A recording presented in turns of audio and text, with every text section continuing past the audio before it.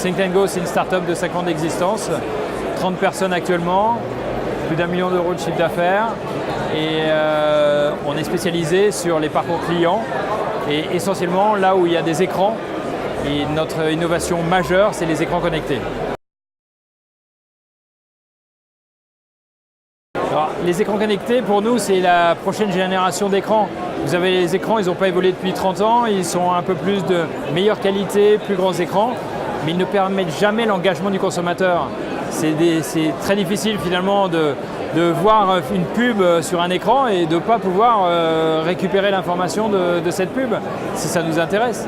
Donc aujourd'hui, nous, on change ce paradigme et on permet que les pixels de chacun des écrans puissent communiquer avec l'ensemble des objets connectés qui existent, que ce soit le téléphone, la carte ou votre passeport.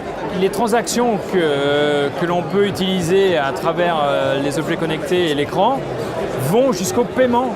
Et effectivement, on peut faire en sorte qu'en posant sa carte bancaire, on puisse acheter la place du concert qui nous intéresse, qui est sur l'écran, directement. Et ça simplifie énormément le parcours. La technologie utilisée, c'est du sans contact, celle qui est la même que quand on va payer à la boulangerie en posant sa carte sur le terminal de paiement. C'est-à-dire simplement en approchant sa carte ou son passeport de l'objet qui nous intéresse, on va déclencher l'information et il va y avoir une transmission qui va se faire entre les deux objets.